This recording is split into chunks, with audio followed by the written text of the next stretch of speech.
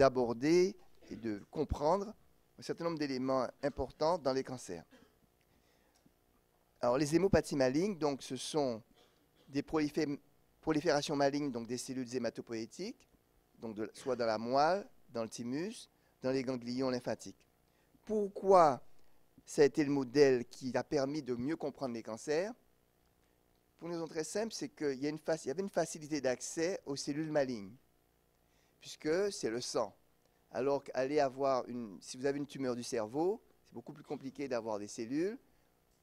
Là, c'est une prise de sang, ou à la limite, une prise donc de cellules de la moelle osseuse, et vous pouvez avoir accès aux cellules, à leur matériel génétique, par l'intermédiaire du karyotype. Donc c'est pour ça que ça a été les premiers cancers qui ont pu être étudiés. Pour voir un peu ce qui est aussi la particularité en fait des cancers, donc des hémopathies malignes, c'est que les cancers donc du sang viennent en fait de transformations malignes des cellules donc qui produisent en fait, qui sont le produit de toute l'hématopoïèse. Et on peut considérer que l'hématopoïèse est un petit système embryonnaire, parce que vous partez d'une cellule qui est pluripotente, qui va se différencier en donnant des précurseurs, et qui va donner en fait cette cellule, toutes les cellules qui circulent dans notre sang. Donc des cellules pour les globules rouges, et puis toutes les cellules, donc les macrophages, les polynucléaires, donc les granulocytes, mais également donc les lymphocytes, sachant que les lymphocytes B vont se différencier dans la moelle et les lymphocytes T vont se différencier dans le thymus. Mais ce qui est important, c'est que c'est un système embryonnaire qui vit chez nous en permanence. La plupart des systèmes sont différenciés, la peau, etc. Mais là, vraiment, vous partez de cellules qui sont vraiment pluripotentes. Donc, vous reproduisez en fait un système, vous réactivez d'une certaine façon le programme génétique de développement. Toute une série de protéines, de gènes qui pour des protéines qui interviennent dans l'hématopoïèse sont des gènes qui ont servi dans le programme de développement embryonnaire. Et en fait, vous avez en fait une différenciation médulaire des cellules B et des cellules myéloïdes dans la moelle, une différenciation des lymphocytes T dans le thymus, et puis ensuite, la moelle va se fournir les granulocytes, globules rouges, plaquettes, monocytes, macrophages, mastocytes. Les lymphocytes vont sortir de la moelle, mais ils ne sont pas actifs, parce qu'ils n'ont pas encore eu une transformation finale capable de les faire aborder et réagir contre les antigènes. Et donc, en fait, c'est à l'intérieur du ganglion lymphatique que les lymphocytes vont pouvoir maturer.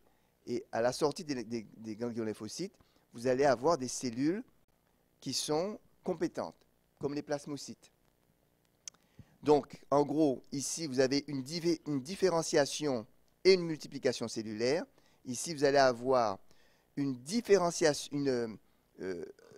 maturation avec une prolifération du clone qui est adapté à l'antigène qui a été introduit dans l'organisme.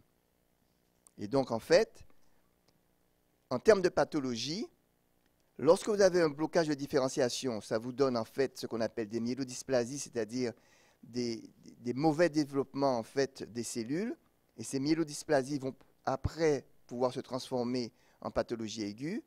Vous pouvez avoir des anomalies juste de la multiplication cellulaire, par exemple des leucémies myéloïdes chroniques, et les deux ensemble, si vous avez une anomalie de la multiplication et une anomalie de la différenciation, ça va vous donner une pathologie aiguë, donc une leucémie aiguë par exemple. Ici, les pathologies des ganglions vont vous donner des lymphomes.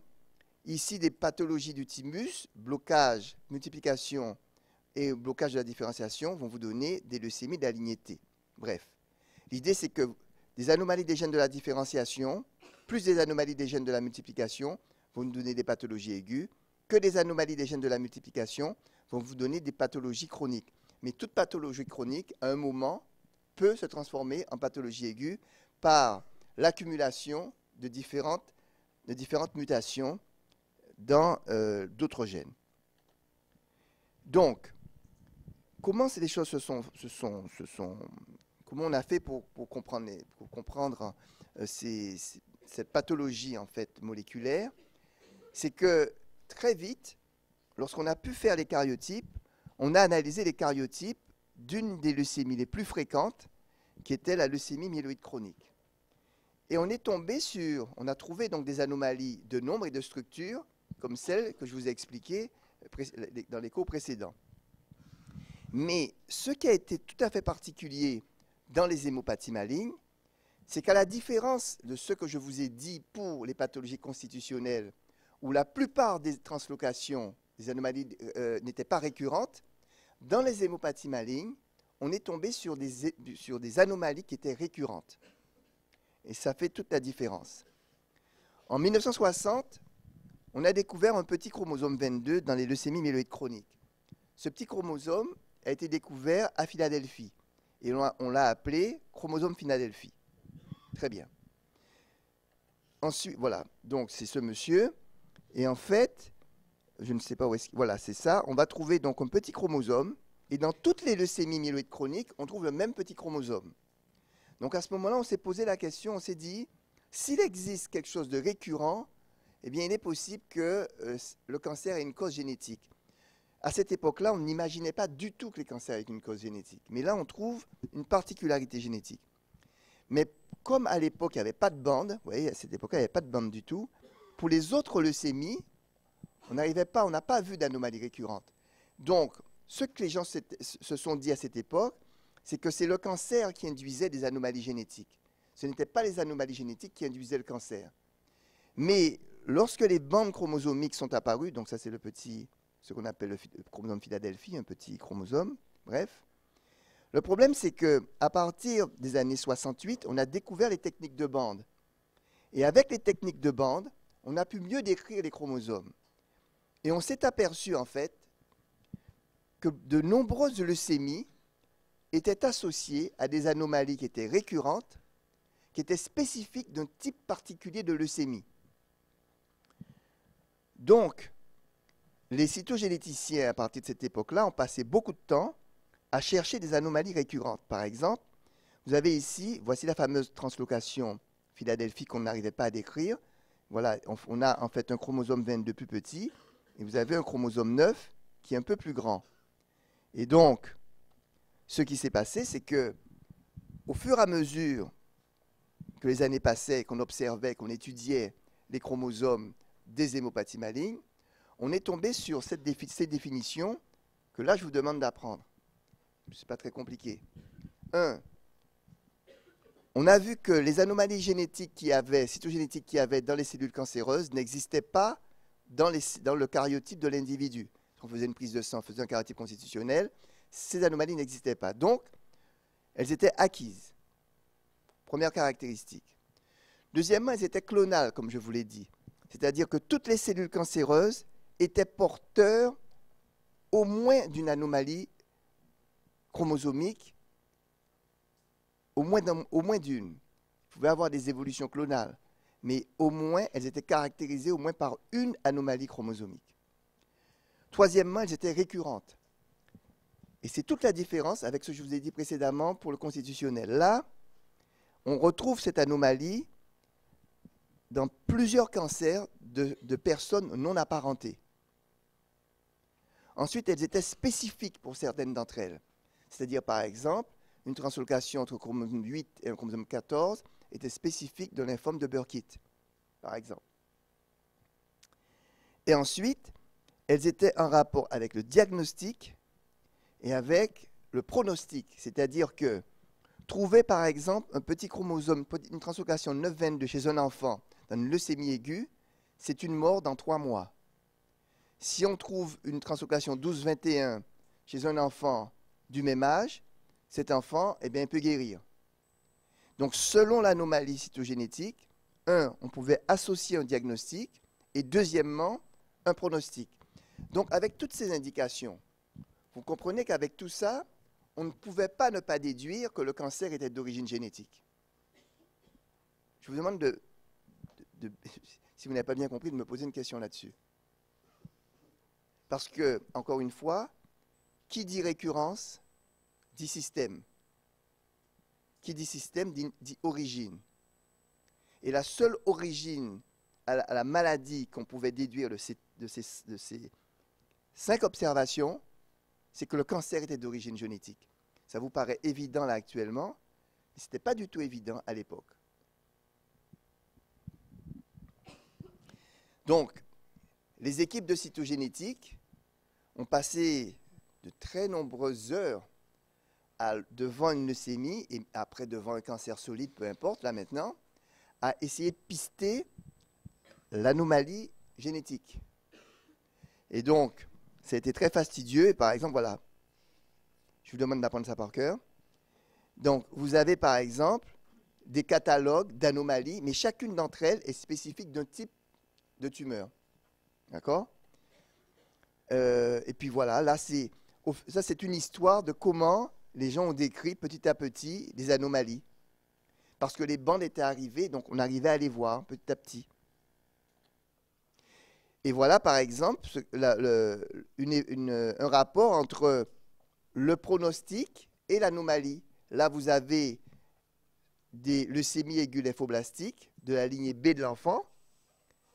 Vous voyez, par exemple, lorsque vous avez une leucémie aiguë lymphoblastique B et qui a une anomalie, ça c'est la 12-21. La 12-21 est une anomalie que, dans l'équipe de Berger, on a permis de découvrir dans les années 95.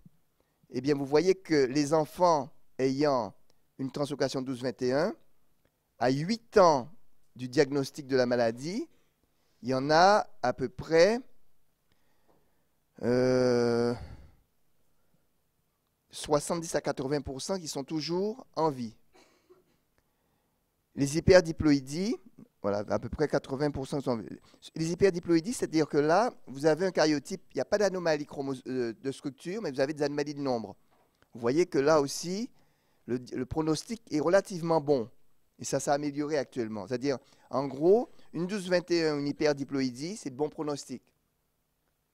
Par contre, si vous prenez un enfant et que un diagnostic d'une leucémie aiguë lymphoblastique est associé à une translocation 9-22 ou une translocation 4-11, regardez l'hécatombe.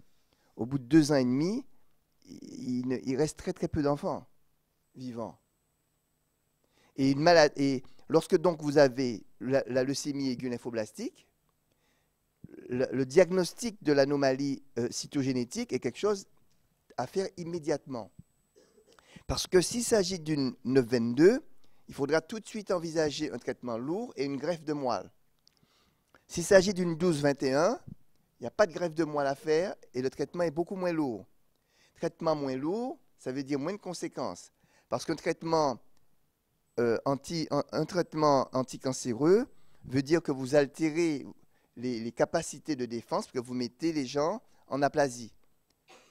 Les gens sont en aplasie parce que ce sont des traitements antiprolifératifs. Donc avec risque d'infection, etc., d'anémie grave, tout ça. Il y a une mortalité liée au traitement.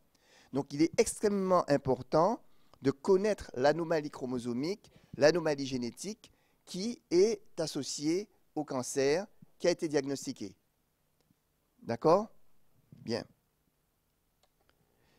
Donc, les caractéristiques d'une anomalie cytogénétique, elle aide pour le diagnostic. Si vous avez une 12-21, vous savez que c'est une leucémie aiguë lymphoblastique de l'enfant.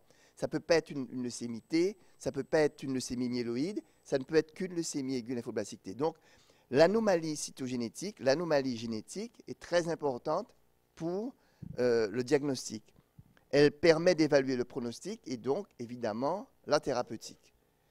Donc, vous voyez que si en pathologie constitutionnelle, nous n'avons le diagnostic cytogénétique ne permet pour le moment qu'un conseil génétique et un diagnostic prénatal et un diagnostic préimplantatoire, en cancer, et en particulier dans l'exemple que l'on a pour ce qui concerne les hémopathies malignes, le diagnostic cytogénétique est quelque chose d'extrêmement important pour le traitement.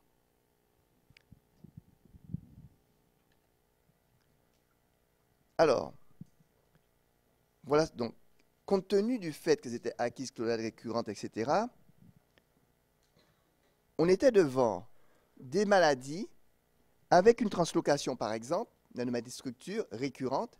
Et donc, l'hypothèse qui a été émise concernant le mécanisme même, c'est que au niveau des points de cassure, il devait exister en fait des gènes ou des anomalies des gènes en relation avec une anomalie de la prolifération ou une anomalie de la différenciation.